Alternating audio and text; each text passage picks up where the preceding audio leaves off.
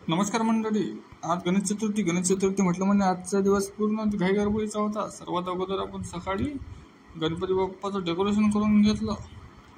डेकोरेशनसाठी जे सामान लागून राहिलं तर ते सगळं आपल्या घरीच होतं. त्याच्यानं आपलं सगळं 15-20 मिनिटात आपलं सगळं होऊन गेलं.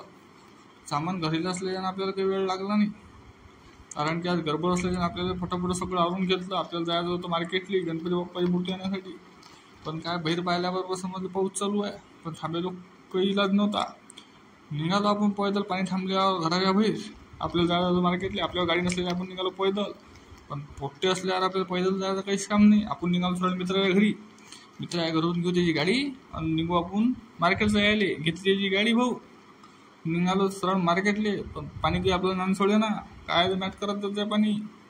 निघालो मग रिमझिम पाण्यात. पण जाऊ द्या म्हटलं, पाण्याच्या कामाचं आहे आपल्याला. पाणी नाही आलं कसं जमीन. आपण शेतकरी माणसं, पाणी असो हवा असो काही असो आपल्याला काहीच फरक पडत नाही. पाण्याला भेटणारे माणसं आहो का आपण. काय जे टाकला आपण चौथा गे निघालो रप. पण काय होतं, गावात पाहायच्या आधी आपल्याला पेट्रोल टाकायचं होतं, कारण कोट्टेन गाडी दिली म्हणजे काही थोडी जमते. त्या आधी सगळ्यात पहिले आपण महापारेषणला आपल्याला थोडंफार काम होतं. ते सगळं आटोपल्यानंतर आपण गेलो मार्केटली. गणपती बाप्पाची मूर्त्या खूप मोठ्या होत्या, पण आपल्याला जे पसंत आली ती मूर्ती आपण घेतली. बाकी आपल्याला लय मूर्त्या पाहायला भेटत होत्या, पण मार्केटमध्ये गर्दी एवढी होती त्याने आपण दडकून मूर्ती घेतली निघालो.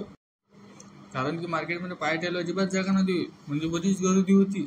तुम्हाला जरी कमी वाटत असेल तर आमच्यासाठी भम गर्दी होईल आहे. घरी आलो मग काय झालं, गणपती बाप्पाचं आगमन, त्यानंतर पूजा वगैरे केली. कारण की हा दिवस असा होता, आजपासून तर 10 दिवस पुरा आनंदाचा दिवस राहिले. आपलं सगळं डेकोरेशन आपण स्वतःच करून ठेवलं होतं. त्याच्यानं फक्त बस आगमन होऊन राहिलं तर त्याच्यानं साधी पूजा वगैरे करून घेतली. घरी आल्यावर आपल्याला काहीच काम राहिलं नव्हतं, कारण की आपण जे डेकोरेशन वगैरे करायचं होतं ते आपण सकाळीच करून गेलतो. त्याच्यानं आपण निवांत होतो. सगळं झाल्यावर सगळी फॅमिली हजर होती. मग गणपती बाप्पाची स्थापना करून घेतली व आरती पण करून घेतली, कारण की आपल्याला जायचं होतं आपल्या मंडळाच्या स्थापनेसाठी. पोरांचे फोन येत होते.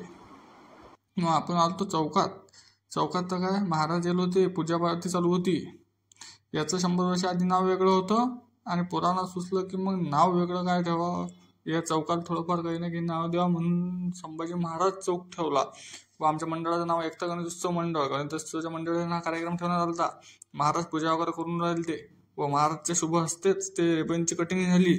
व काय रिबनची कटिंग झाल्यावर एकच धौस फक्त, ते म्हणजे काय, तो फटाके फायरवर्क हेच सगळं बाकी होतं. आणि पोट्टे ते बिना पावर सगळं गमत नाही भाऊ.